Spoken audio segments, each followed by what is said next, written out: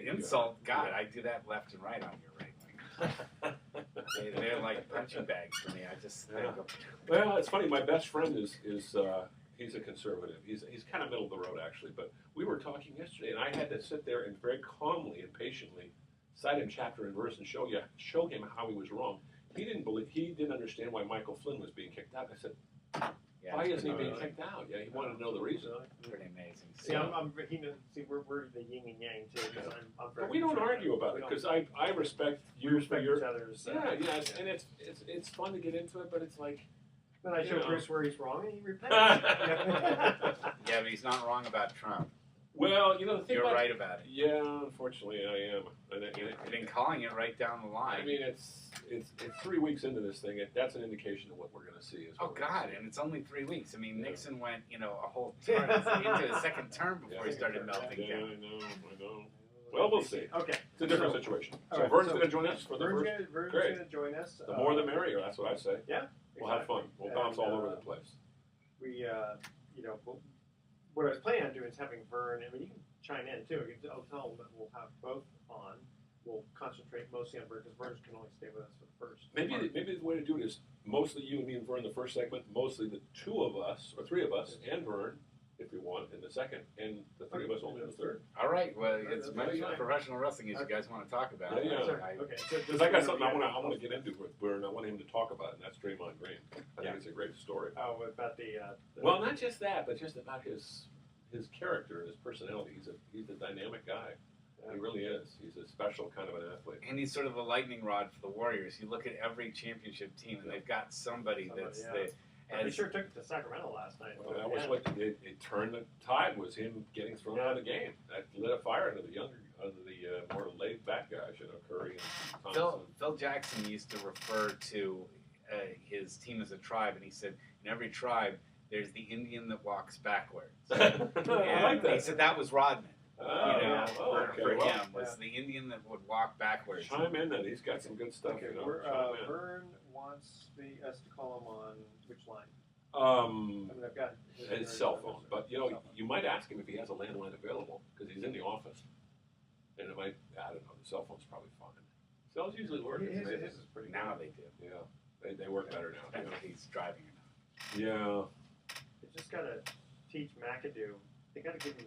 You know how soccer players have those big gloves? They gotta give him big gloves. He's got the guys. Either he's got these little tiny hands or he's still a young player. Yeah. But what you see is what you get usually by that time. Not always. He wouldn't be getting all this playing time if West wasn't hurt. That's exactly right. West is an interesting player. God, he was a great player for a while. I want him back. Yeah, well, he'll be back. He'll be ready for the playoffs. We need him probably now though, just so that other guys aren't getting too many overused minutes like Draymond. Yeah, I don't think you have to worry though. I think Kerr's got that system there where he brings people on the waves. And Pachulia has to call get has been forwarded to an automated voice messaging system. just so they have a solid rotation. 415 7 This is Vern's. 0. Now I have a 765 number. That's Why don't you try that number? It's not available. I got a number too. Not accept any messages at this time. It's not a big deal. I set this up last night in the middle of the night. I'm having a tough time sleeping because my wife wanted me to give her a back rub at 1:30 because she's suffering. Can I call you at 1:30 for a back rub too? Well, she's suffering from cancer, so I give her know. a break. Gosh, that's terrible. Yeah. My excuse is I just like getting back rubs. We've never talked about that on your Facebook segment. That's I've gotten enough trouble telling a lot of people about it. I'm not going to put it on Facebook. I would never mention it. Yeah, she's probably a little too private for that. Yeah, I've been, typical loudmouth media type. People both types. Yeah. Mr. Vern, it is Edward and Bruce here, and I tried your 730 number, but there was no answer. So we're going to try another number for you, okay? I got to learn to respect that better. I'm getting better at that, but I still have a ways to go. But at 63, it's kind of hard. Your stripes are pretty well embedded, and you are what you are. But tell you what, while we're waiting for why don't we just go ahead and do a segment? Do our thing. We can do a segment. All right. And we got Dr. John at 2:30. Yeah, that should be interesting. Yeah, it should be. Yeah. Got this guy who's the head of it. He's a sports medicine You can guy. stick around if you want, because Yeah. it'd be interesting just to talk about, even with the rest of I'm here till you kick me out. Yeah, basically. You say, go, Russ. Like you said, the We've more- heard enough. Okay, We've heard enough. Now remember, when you talk, you got to get us to hear it. Let me get Yeah. eat the microphone. That's Pretty right. much. There you go. Is that the right size? Yeah. Okay, I'm perfect. familiar with that. Okay. Working in the ring. All right. That's right.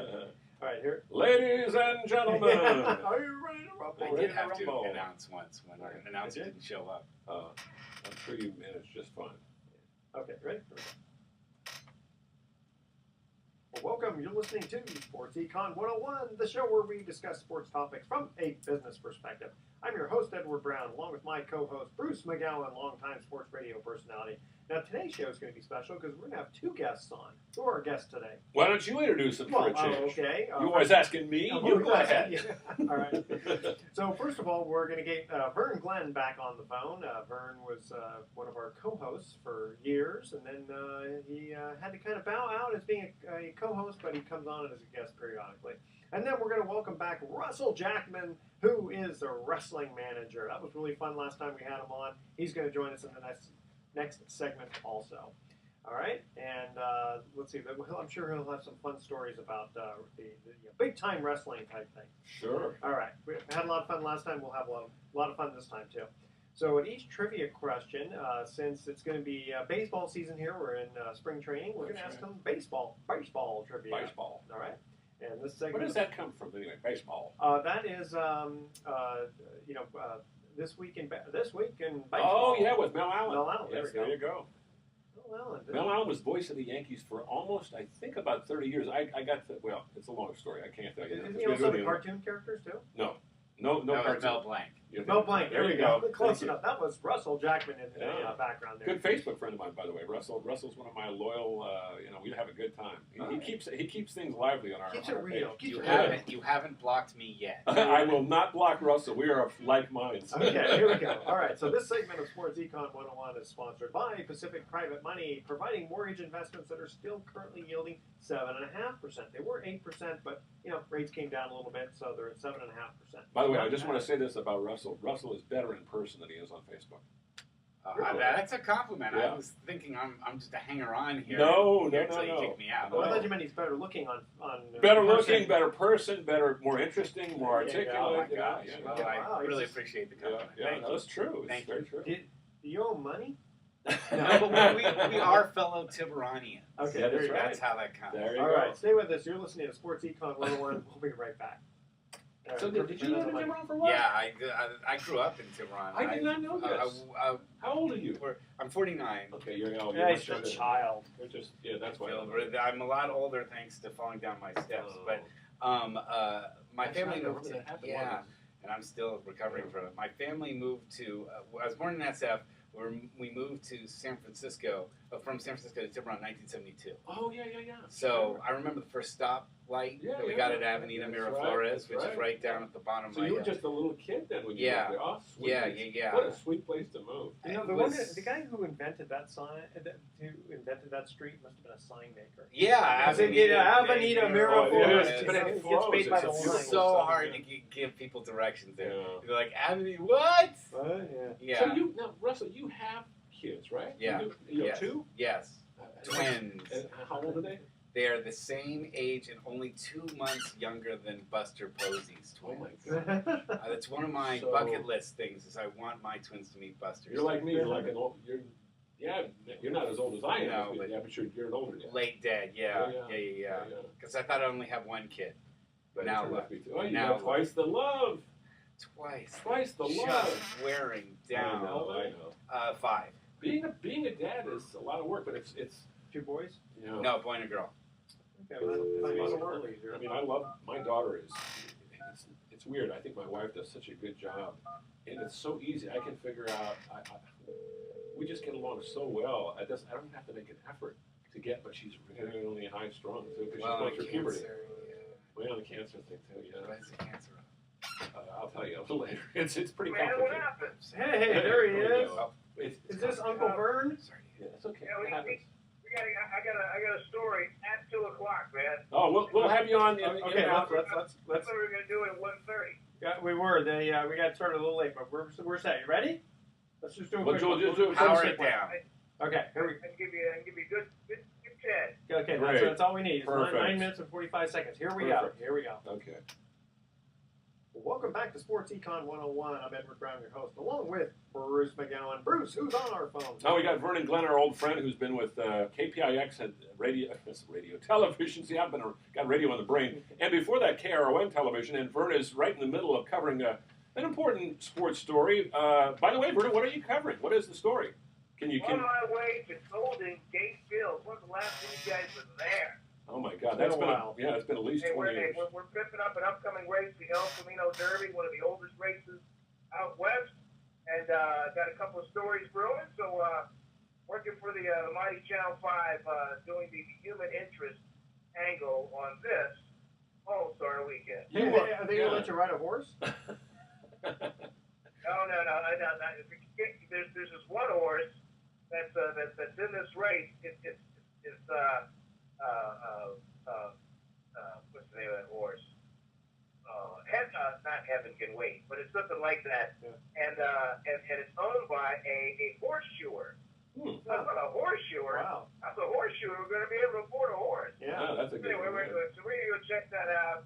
Let's check out the favorite. We just got to give the ponies some love today. Yeah, and by the way, my question had nothing to do with your stature, but it was, people don't know around the country you were known as Mr. Involvement because you would, jump out of planes and ride motorcycles 50 miles an hour to brick walls and stuff. I've ridden the ponies. You ridden ponies? Yeah, Okay, there you go. Vernon, and he's very comfortable in his own skin. He's only, I think you're 5'3", Vernon, is that right?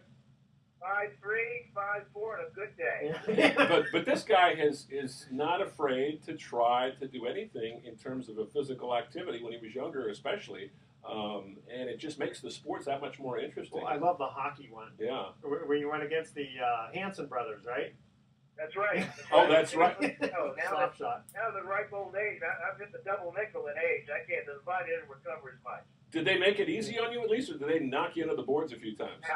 What, you put a free shot at a reporter? Oh boy! Hey, I got to ask you. Let's be serious here. The other night we're watching a game as we speak. It was last night's game. Draymond Green, the Warriors' fiery All-Star forward, gets kicked out of the game. The Warriors are playing horrible basketball. They're losing at halftime to the Sacramento Kings of all teams. And a ticky-tack foul. And Really. a ticky-tack foul. But he is so beside himself, as Bill King, the great broadcaster, once said. He's in high dudgeon. He's furious. And they come out in the second half, the Warriors do, and they score something like 28 out of 30 points in a period of about 8 minutes, and the game is over. That might not have happened, Vernon, had it not been for Draymond Green kind of losing his grip. But it really isn't losing his grip, is it? It's just part of who he is, and that's why he's the leader. Hey, man, that's how he plays, man. Plays with a passion. Well, and it's not the single, but it's That's double that's technical. what he does. And then when he goes, it's next man up. And boy, was it next man up. I mean, that game was so one-sided. The third stringers had to come in the last 5.5 to pop it up. Well, and that's the beauty, I think, of the Warriors, though, is that Steve Kerr knows how to blend in the younger players. He's got a good deep bench. He's got two guys working with him, Mike Brown and Ron Adams, who are both terrific assistant coaches, not to mention Jason Collins. So this is this team is deep. It's going to be tough to upend the Warriors. All I want to see Steve Kerr blend in on All-Star Sunday are the 4 Warrior players and Russell Westbrook. Yeah. That's what I want to see. That's must-see TV. There you go. Westbrook out there, the 4 guys, especially in KD, that he has ambivalent feelings toward, and I want to see what happens. Mm. Now, speaking of the Warriors in Oklahoma City and the connection with Kevin Durant, we're talking with Vernon Glenn.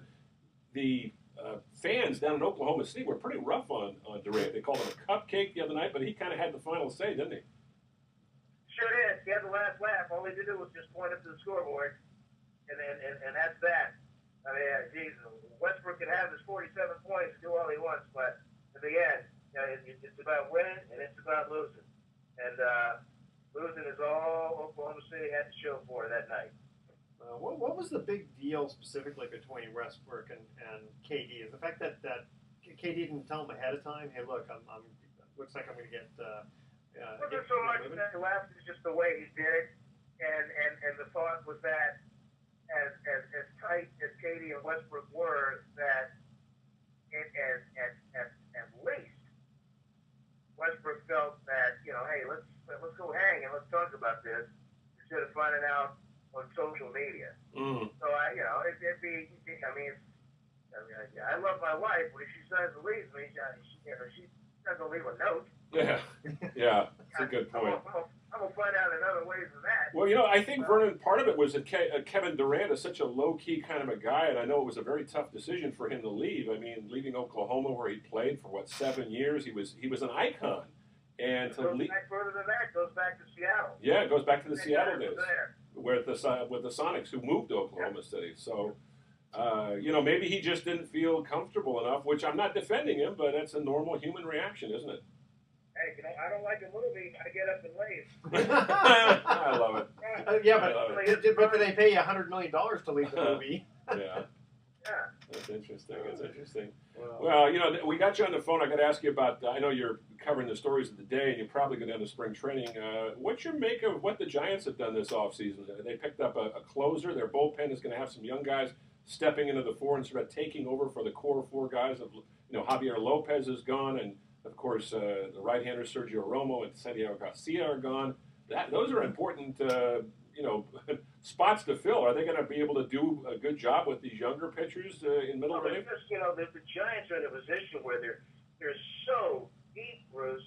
I mean, on that whole team, we're talking about maybe a whole bunch of guys playing for maybe 2 position spots, and then for the pitching staff. I mean, they went out and got Melanson in the offseason. That takes care of your closer.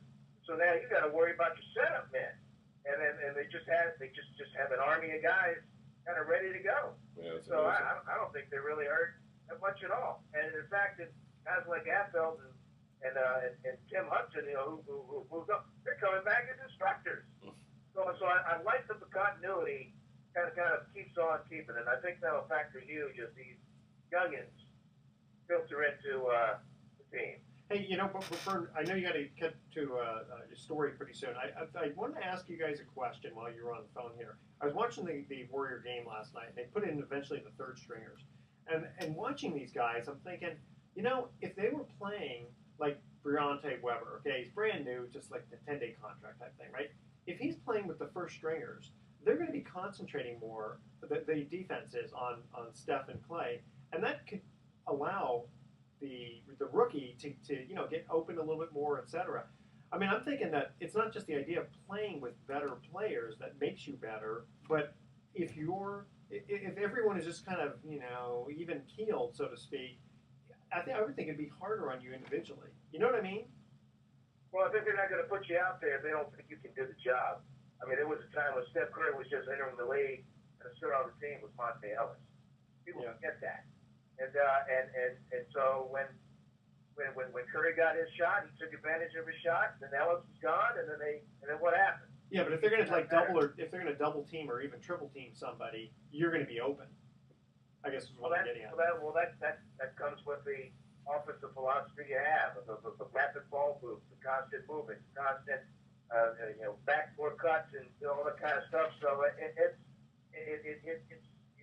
it's what works with Golden State. It's what works with Cleveland, and works with the players that are always there at the top. All right. Hey, Vern, we know you've got to go. We don't want to keep you any longer. You're covering a story, and we're going to the great Sam Spear, who pretty much built this racetrack with his bare hands. All right. All right. Say hi to Sammy for us. He's been around this Bay Area, San Francisco Bay Area, for almost, I think, 45 years working in sports. And as Sam always says on his show, I'll see you. Thanks, Vern, for joining us. All right. We'll talk to you soon. All right, fellas. Take care. Thanks again, Vern. Great guy. Vernon Glenn is unique, and I think everybody has to have some kind of little signature or a little edge or whatever, but he has developed a niche here in 26 years now? Something like that. Wow. Too bad he wasn't on the phone because he won't hear this sports trivia question. Oh, okay. Here's our first baseball. And we're going to bring Russell Jackman on Yes, next. we will. Yes, yeah.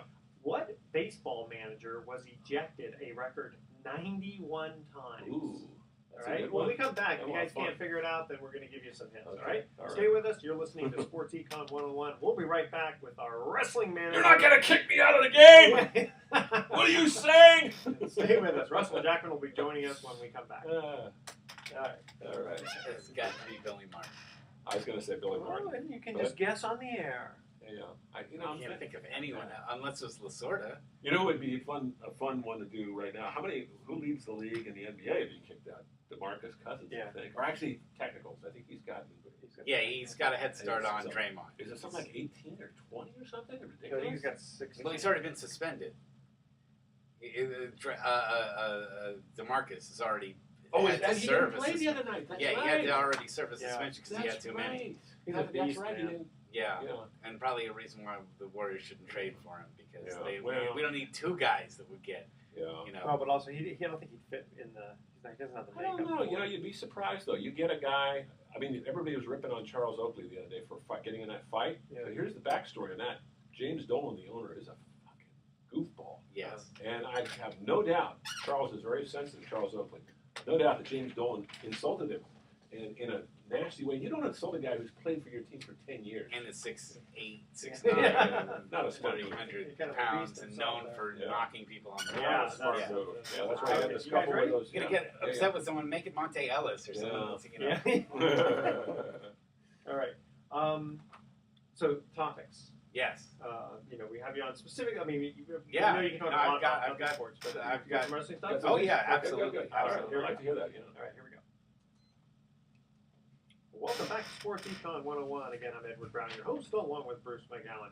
Here was our first baseball trivia question. What baseball manager was ejected a record 91 times? I'm going to bring in our next guest, Russell Jackman, who has the same answer that I was going to give because I can't think about anybody else either. Well, yeah, I was thinking Billy Martin with all the many, how legendary he was. They even made a Miller Lite commercial That's right. based That's on right, his I remember that. Right. getting ejected. And Yeah. you would be wrong. Oh, no. But it is somebody you've heard of. John Okay. McGraw? No, He was that manager. was too long ago. Yeah, but that was 30. He Yeah. managed for 30 years. That's true. And it certainly but wasn't. back then, they didn't kick him out as much as Yeah. he My would only- kick them out. My only other guess was Lasorda. No? No, okay, so here's a hint. He managed for 17 years. Okay. Now, the reason I wanted Vern to hear this is because where's Vern come from? I know what Okay, it is. go It's ahead. Earl Weaver. Earl Weaver, Yeah. Baltimore. Yeah, Earl was feisty. I remember talking to Earl after a game. This is about 1985. And he was standing there with a towel around his waist. He just gotten out of the shower. No clothes on, the towel around his waist. His hair is going every which way but loose. He has a chicken bone in the right hand. He's got a beer in the left hand. He's chewing on the chicken and talking with his mouth half full of chicken. And his eyes are wild. And he's doing this, gesticulating with his chicken bone about how a guy shouldn't have run to second base, but hey, you got to take chances. As long as the towel stayed up. The towel did stay Okay, up. thank Thank God for goodness. that. Yeah, yeah. Although, if you want something not safe for work, go and Google a Earl Weaver rant. Oh, And yeah. you'll get some audio that you Oh, want yeah. to put the kids to bed That's before right, you I listen remember to. that. Yes. That whole thing was kind of a setup, but there's a little bit of truth to it, too. All right, Yeah. so that other voice you heard was Russell Jackman, and we've had Russell on before because he is a wrestling manager, amongst other things. Yes. And we thought, we haven't had wrestling on the show for quite a while. Well, so- what do you do for a living, though? What's your... Well, I'm a computer consultant. Okay. I run Computer Consulting Services Okay. here in Marin County. But for 15 years, I was a manager for a number of different independent wrestling federations here in Northern California, including All Pro Wrestling and Pro Wrestling Iron and California Championship Wrestling. And I currently am advising and helping out a Wrestling for Charity federation. and you play the bad guy, don't you? Not so much anymore Really? now. Oh, because sort of I- like, wasn't Hulk Hogan originally a bad guy and Yes. turned into a good guy? Yeah, he was Yeah. Sterling Golden, which Was it- most people, that was his I name. didn't remember That was his name when he started. Well, for his real name's Terry Bollea. Yeah. And he started off as Terry Boulder. Then he was turned into Sterling Golden. Not for a Thunder while. Lips. No, he was That's where managed. He was managed by a guy you guys know, Classy Freddie Blassie. Oh, yeah. You guys remember Blassie, yes. Freddie Blassie. Yes, I do remember that name. I'm not a big wrestling fan, although when I was a kid, I used to watch it religiously. Yeah. Here in the Bay Area, we had the wrestling group would come through town, and there was a guy... Roy believe it or not- Shire. Well, I remember a guy named Ray Stevens. Oh yeah, sure. Blonde hair. Yeah, He was a blonde bad guy at first, hair. then he became a good guy. Bearcat Wright. Yes. Pepper Gomez. Yeah. Red Gomez Pat lived Patterson. here in Marin for a while. He Oh, did. did he really? Yeah, he did. He was well known in Marin shows. Well, my favorite was Uh-huh. Rocky Johnson, who is Dwayne Johnson, The Rock's my father. gosh. That's right, the Soul Man. Yeah. Wow. Yeah, Roy Shire's federation was the one that ran big time wrestling, and back then wrestling was a more regional thing. You didn't have the WWE, so to speak, running Yeah. everything. Back then. Well, back then it was the WWWF, Worldwide Wrestling Federation, Okay, there you go. and that was owned by Vince's father. Vince McMahon. I got to Vince ask you Vince though, Senior. we Yes. watch. There are a lot of people out there listening to this show who are not wrestling fans, but they find the whole thing interesting. But they say to themselves, "I'm not going to watch something that's fake. It's actually not fake. It's real because they are throwing." But a lot of the outcome. How often is the outcome, managed ahead of time? You're not supposed to win this match, but you can give it a good go. Yeah, the wrestlers know going in who's going to win almost all the time. But there are things that happen in the ring that cause you to have to change what goes on and call the match like short. If you're going to get hit on the head with a chair. No, it's like you break your neck. Uh-huh. Okay. That'll You change got our it. rule a little bit. They say the term is calling a match home, and it means when a guy is so injured that he can't continue. The ref usually finds out from that because the guy's on his back saying, "I'm out of it. I can't move my shoulder," or something along those lines. He whispers it to the ref, and the ref tells the other guy, "Okay, just go ahead and pin him." Yeah, and so I've seen guys break their legs just doing a simple leapfrog. And one time when I was training with a valet, she was bouncing off the ropes, and she was short. She was about 4'8", okay? So not like the 6'10" guys that you have in the ring. And so her neck went right to where the rope was. Now, you think the rope is some big rubber band type thing, but what it really is it's a steel cable with rope coiled around it, or sometimes a garden hose type thing that's covered in electrical tape, basically. Okay. And so this girl hit the rabbit punch spot on the back of your head, Ouch. and she just flopped right down in front of us like she had been shot in the back of the head. She just bounced off the ropes, hit the back of her head, and just boom, flat on her face. Knocked And she- unconscious? Knocked unconscious, Wow. and she never got in the ring again. Did she break her neck on that one? No, Or- she didn't. She didn't break her neck, but she knocked herself Well, out. you got a reminds me of concussion. the movie $1 Million Baby. Remember that Oh, movie, yeah. right? Oh, With yeah. Hilary Swank, and Yeah. she gets cold cocked, and The lands ring on is chair. full of dangerous stuff, though. Sure. I mean, people say it's all fake and everything, but I've seen anytime you're being thrown around. Well, especially with a guy 300-400 pounds. Yeah. You know? Yeah, but even I've seen even smaller folks get severely injured because you just take one of the rolls incorrectly, Yeah. you take one of the falls incorrectly. You do it right, you can take a fall all the way from the top of a cage, onto the mat, and you'll land correctly and you'll be fine. Well, because you do see the floor bounce fairly, it gives a little bit. It gives, but it's not anything that you'd want to No, of course not, of spend course a not. Saturday afternoon just falling on top of. Yeah. Except that's what I did for over a year. Well, I remember the big thing years ago happened to be with Andy Kaufman. He's one of the guys that I've modeled my career after. Oh, Yes. really? Yes. And if you remember, there was a big thing where he was calling out the women wrestlers, and he get in the Oh, ring. intergender champion. Yeah, Intergender intergender. Yeah. And I'm guessing, was any of that part That was staged? no, a lot of that was legit. He was But- really beating those women up, and because those women wanted to win the challenge and be Gotcha. able to do it, and he wanted to prove that he was. It was all part of his way of what they call generating heat. Yeah. By beating up ladies in the South. It was, and all of the stuff he did was in the South. It Oh, was all was it? part of the Memphis Wrestling Interesting. Federation, and Wow. so he really hated Southerners, and he Uh-huh. really couldn't stand just about everything about them. Really? And Okay. so he used that sort of thing to motivate him to generate this kind of character for himself See, I that thought they it was- couldn't stand. I thought it was more of a Billie Jean King, Bobby Riggs type of women can't compete with men type of thing. No, it was more to offend the Southern Really? sensibilities. No, think about that. That raised their ire and also makes it a lot more compelling to watch because you got a real villain out there. I mean, he's a crazy villain that you recognize, but he's just a nasty guy. You want you really want to laugh. Go onto YouTube and look up "I'm from Hollywood," which is with Andy Kaufman, and that's all about his wrestling experience in Mid-South. Okay, but then what happened was there was Letterman, yes, but what was the come on, who was the guy, the wrestler, the guy? Jerry Lawler. Jerry Lawler. Okay, so and I tell you, they acted really, really well because from the audience watching it, it sure sounded like Jerry Lawler was basically saying, "Yeah, you can beat up women, but you can't beat up a guy wrestler." And then there was the challenge there. Don't you know that? David Letterman had no idea. David Letterman had no idea any of that stuff was going to happen. And the thing is, and then Lawler and Kaufman are on the show. And they're kind of arguing a little bit. Once you get slaps, and then he gets popped. Well, Jerry Lawler and Andy Kaufman were going back and forth, and Andy Kaufman threw coffee in the face of Jerry Lawler, and then he got up and slapped him and knocked him over the couch. Yeah, and that wasn't fake, huh? No, that was that was fake. And then they get into the ring. Actually, they got in the ring beforehand because he did a pile driver, and he broke and he hurt his neck. Yes, but again, it sure seemed. Well, they were good actors because it sure seemed real, but.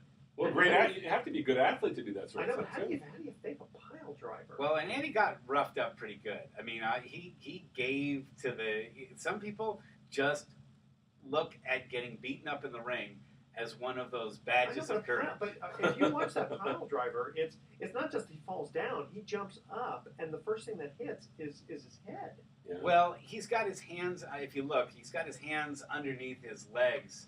And Lawler, the good thing about Kaufman was he's so light. So Andy could be held up by Jerry Lawler pretty easily. Gotcha. But pile drivers are incredibly dangerous. And they have been banned. Oh, Stone Cold Steve Austin broke Owen Hart broke Stone Cold Steve Austin's neck with a pile driver, and there have been a number of moves that recently have been so dangerous they had to be banned. I got to ask you, relating to that, and this is going back, and most of our listeners probably are too young to remember this, but when I was a kid, I mentioned Ray Stevens, and he used to do this thing where he'd get up on the turnbuckle and fly down through the air and land on the guy, and it looked like he was taking his knee, putting it in the guy's neck. But now that you can see was fake. But I know, but I mean, how do you fake that? You're flying off more impressively was Pepper Gomez. The man with the cast iron stomach. He would invite people to go onto the second rope and jump and land with both feet on his stomach. Yeah. And he was fine. He just had a cast iron stomach. So was he from Mexico or about Mexican extraction? Mexican, yeah, he was Latino, but I think he grew up in Santa Barbara. Okay. So he was one of my favorites. From here, and he spent a lot of time here in Napa and in Marin County. Well, and I'm wondering how many people are going to look at you as being a quote. Not a bad guy per se, but it's like a magician giving away all the secrets because you're telling us all the good stuff. All right, we're going to get to our second commercial break. Trivia question here. Baseball, we're talking. Who was the first major league player to pitch a ball over 100 miles an hour? That's our question, right? Stay with us. First of all, if you have the answer to that, email edward@sportsecon101.com. Don't touch that dial. We're going to be right back. Good one. I think I don't know the guy's name. Don't guess it yet. I won't say it, but don't guess it yet. No, it's back in the Steve. What's his name? All right, I got it. We want to keep everyone in suspense. Yes, keep everybody in suspenders. That's right. This is good. This is very interesting stuff. This is interesting. I can talk about this stuff for hours. It's you guys interesting. have to tell me listen, No. We talk so much about the baseball, football, basketball. It's good to get a little variety in here. I mean, it's like a whole show on baseball, football, and basketball. Oh, I know we can do that too. You're very good at it too. In fact, my Golden State Warriors Facebook group just added its 5,000th member to it. Wow. 4,000 of them are Filipino. Wow. Because Steph Curry's mom is Filipino. That's right. And they you know what? We should mention that on the air. We'll talk a little more wrestling. Let's do that. Because that's interesting stuff. All right. Anything else you want to... I like asking how much these guys make, stuff like that. Well, I've got some other things I wanted to bring up. So here we go. Well, welcome back to Sports Econ 101. Again, I'm Edward Brown, your host, along with Bruce McGowan. Second trivia question. Who was the first major league player to pitch a ball over 100 miles an hour?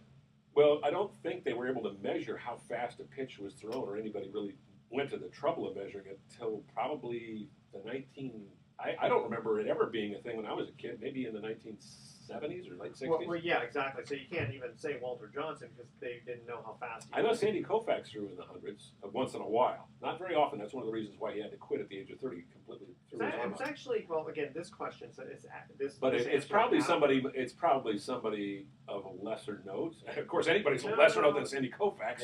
Well, no.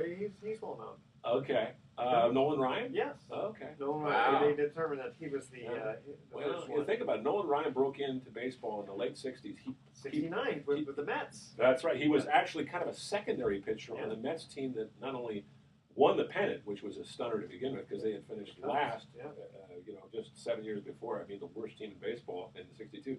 But he was on a team that beat maybe one of the best teams of all time, the Baltimore Orioles, in 5 games, and 3 of those games, all 3 in New York at Shea Stadium, were all incredible games. Oh, I still remember Ron Swoboda. Ron Swoboda making a great catch, Great Tommy catch. Agee, Yeah. guys like Don Clendenin and Al Weiss, and I mean, the list goes on and on. Jerry Grady, of course, Tom Terrific Seaver, Yep. Jerry Kuzman, Yeah. Tug McGraw was a young pitcher then. That's right. Yeah, it's a The great best point. team of all time was the 2012 San Francisco Giants. Oh, don't Well, remind me. Well, I've got a quick story to tell you about that. He said 2012. That's what 2012. I know. That's what I'm saying. Don't remind me. The 2012. Oh, you're Oh, talking. 12, not 2002. I'm thinking of 2002. Yeah. No. I'm That's the saying the frustrating 2012 Giants. I thought were Because the they greatest come back. team Oh, because I ever saw. Yeah, coming back from That's the. I two didn't see the deficits. Yankees, and I didn't see some of these other legendary teams. But the 2012 San Francisco Giants, I think if you look at them on paper, they're just as good as any of the teams that you just mentioned. And the interesting Think about thing, those guys. the interesting thing is those 3 teams that won in 2010, 2012, and 2014, they were different parts. For instance, Marco Scudero didn't play on That's either right. one of the champions in 10 and 14, but he was a big part of the 12 championship team. And Cody Ross was only on the 2010. 10 team, and Edgar Renteria, but the one constant has been Buster Posey. He's probably the most uninteresting guy to talk to, but he's a really nice guy. But I mean, I was talking to him the other day at the Giants Fan Fest, and he was saying, I said, Buster, you're going to be 30 years old. You're going to pace yourself? Like, I don't need to pace myself. I'm in good shape. I work out. He didn't say it boastfully. He just said it matter of factly. How old is 100 Pence? Hunter Pence is going to be 30, I believe, 35 later this year. I know he's getting old. Yeah, and he plays only one way, and that's all out. And so he's gonna spend more time, unfortunately, on the DL. Chances are. We need him to play 140 games.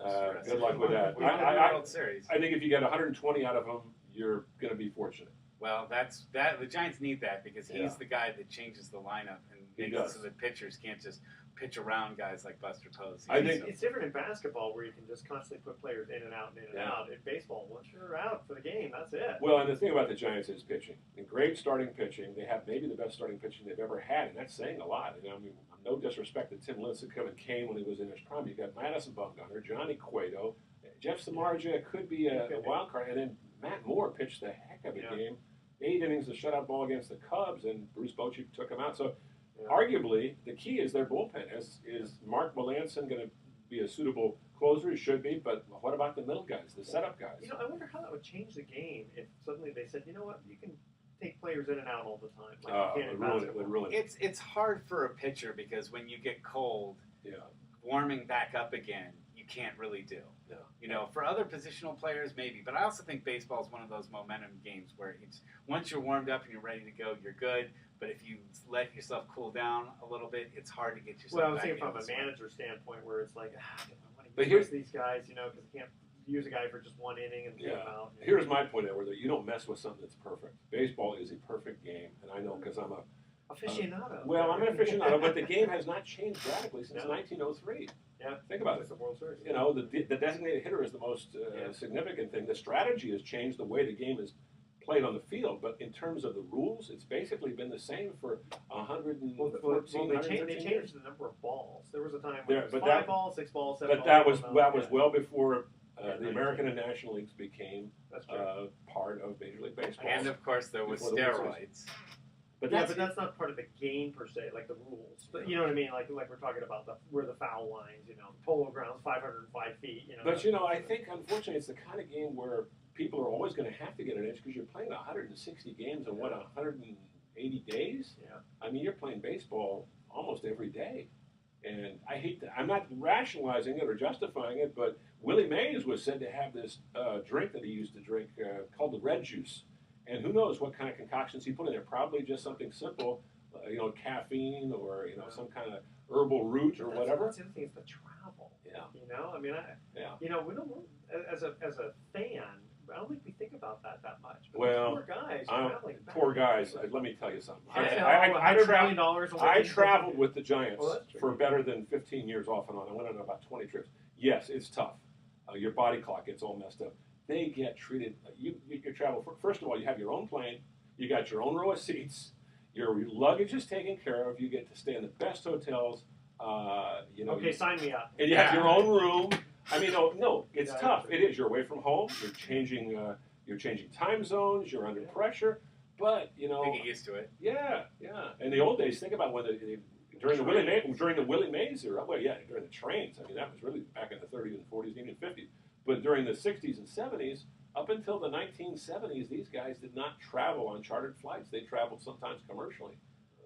With the rest of with all of us. And to get back to the subject that I'm here for, Yes. wrestlers have to travel a crazy amount. Oh, Really? yeah, And they're treated as independent contractors, so there's no private jets for them or anything like that. They have to make their own hotel arrangements. They're paid on a per per match or sometimes on a year's salary, but they're never treated as actual employees of the WWE. And do they pay? I can't imagine it would be fair to pay someone more if they win versus if they lose, especially if it's staged. Okay, tonight you're going to win. Right. No, it's more they calculate out what kind of a draw you are and where you are on the card. If you're what you call a curtain jerker at the beginning, you're not going to get very much. Yeah. And sometimes wrestlers are getting paid like $500 for their appearances in the ring. Man. That's Yeah, good. for some guys, just the fame of getting into saying that they were on TV or something like that. I have one of my friends now who has become the women's champion of the WWE. I've known her when she was just an independent wrestler in San Jose by the name of Davina Rose, and she's now known as Bailey. Okay, but the thing is funny. She's become she's become because they have decided that she's going to be the champion. But she had to work hard and impress the fans to the point where they wanted to make her champion. Who's the gal who was on the cover of Sports Illustrated?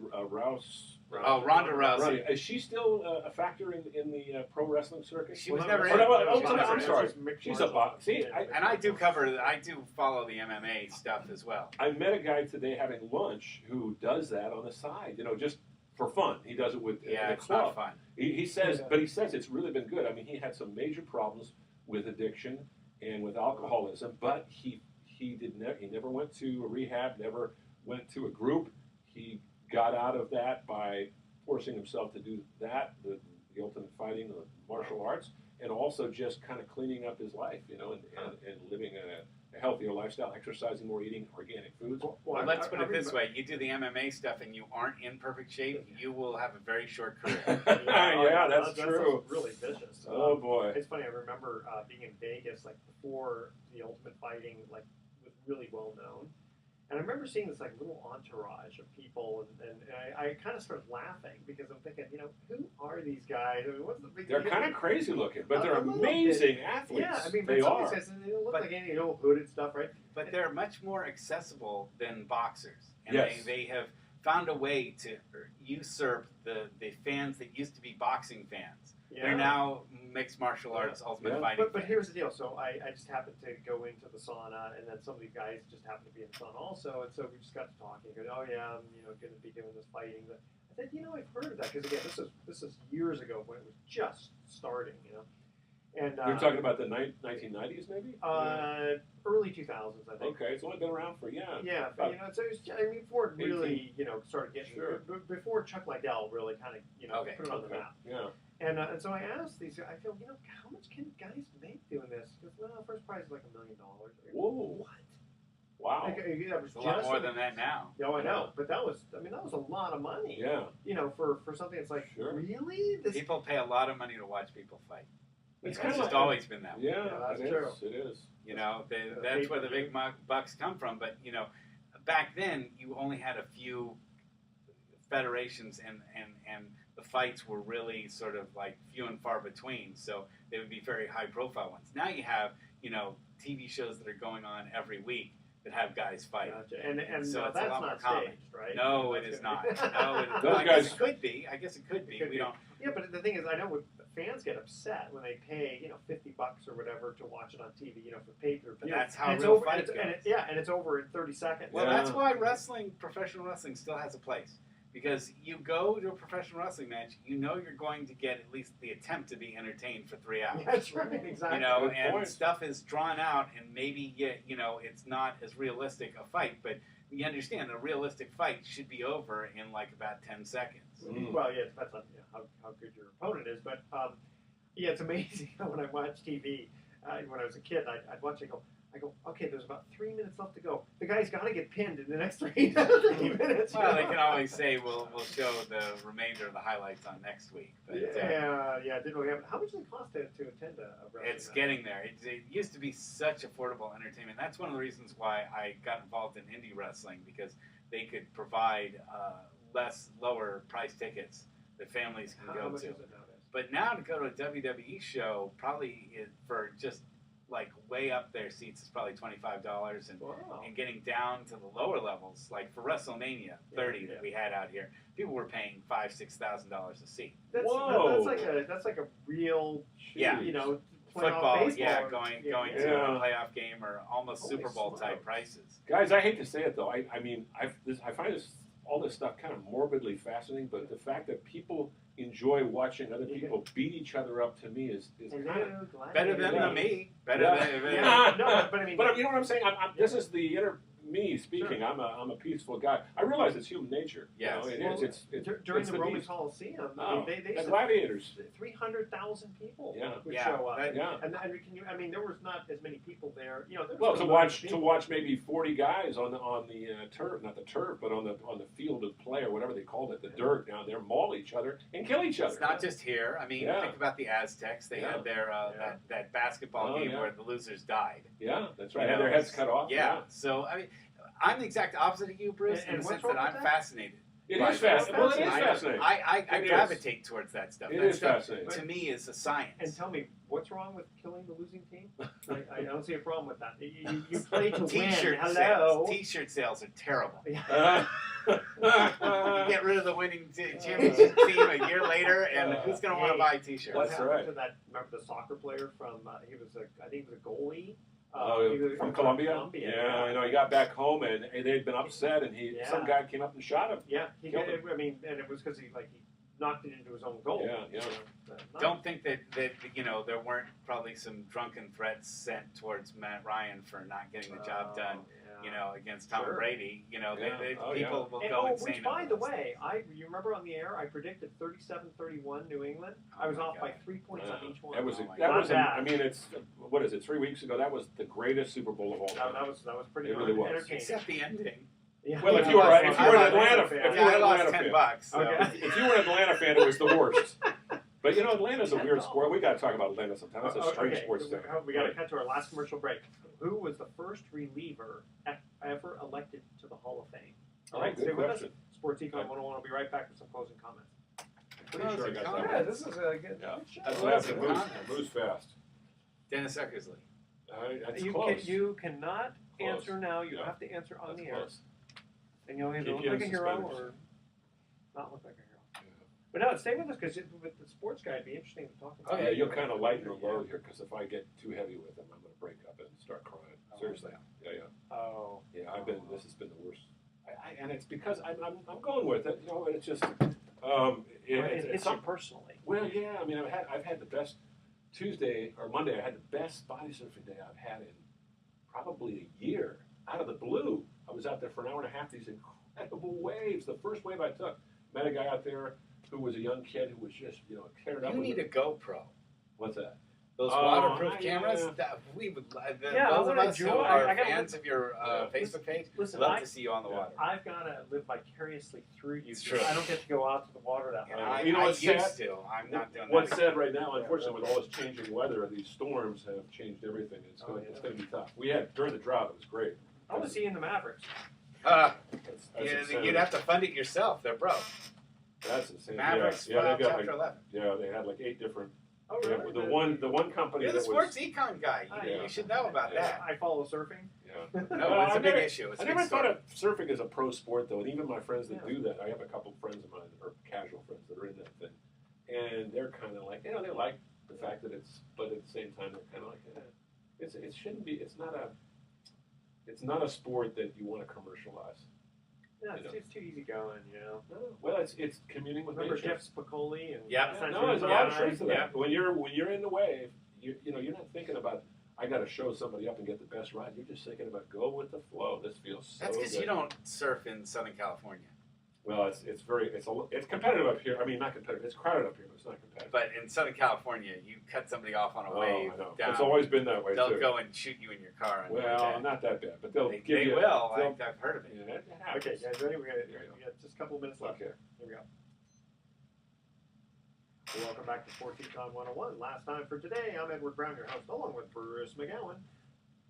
Last trivia question: baseball. Who was the first reliever elected to the Hall of Fame? I think it was Raleigh Fingers. No. And I was going to say Dennis Eckersley. No. Why don't you ask some wrestling questions? Hoyt Wilhelm. Hoyt Wilhelm. There you go. Oh, Yeah, I'm sorry. Hoyt You know, Wilhelm. I should have pitched- asked him wrestling. Hoyt Wilhelm pitched till he was about 45, and I remember seeing him come into a game against the Giants in '71, where the Dodgers and Giants were fighting for the NL West, and he got Willie Mays on a strikeout with a knuckleball. Yeah, he's a knuckleball. Yeah, and it didn't end the game, but it pretty much ended a threat late in the game when the Giants were on the verge of coming back. And I was listening to the radio. I just gotten home from backpacking in the mountains. I'm listening. It was a hot September night, about 100 degrees, and we're sitting out on our deck listening to this. And Willie! But of course, Willie was 40, and Hoyt Wilhelm was 45. So two old lions going at it, you know. And in fact, Hoyt didn't even start his career until he was almost 30. Yeah, he pitched a fair amount in minor leagues, but he really he had a great career, and with the New York Giants, by the way, originally. Well, Russell Jackman for wrestling, thank you very much for joining us, and we're going to invite you back for next week. We're going to have a doctor on. We want to talk to him about sports injuries. yeah. If anyone wants to find out more about what I'm doing, Yeah. go to Wrestling for Charity. You can find that on the web and also on Facebook. Very Cool. good. Thank you very much. Okay, here's our baseball thoughts for the day. Playing baseball is not real life. It's a fantasy world. It's a dream come true, said Dale Murphy. Oh yeah. Good class act. And I think about baseball when I wake up in the morning. I think about it all day, and I dream about it at night. The only time I don't think about it is when I'm playing it, said Carl Yastrzemski. He was such a curmudgeon. I'll tell you some stories about him sometime. Very difficult guy to deal with He in the just- sport. that- At the end, though, he mellowed out. Yeah, just a curmudgeon. He's still alive, isn't he? Oh yeah. Great player though. Yeah. Hi, the guy that led the Red Sox to the impossible dream season in '67. Yeah, and prior to Miguel Cabrera, the last guy to hit for the Triple Crown. Right? Oh, that's right. Very good knowledge there. 1967, he was a Triple Crown winner in the American League. Right before the era of the pitcher. The mound. That's Yeah. right. Okay, tune in next week to Sports Econ 101. We're going to be discussing sports topics from a business perspective and asking more sports trivia questions. Thanks for listening. On behalf of our team, I'm your host, Edward Brown. We'll see you next week. Good night, America. So long. All right. Okay. Okay, so let We me got save John this file Kerr. here. John is like one of the most easygoing guys.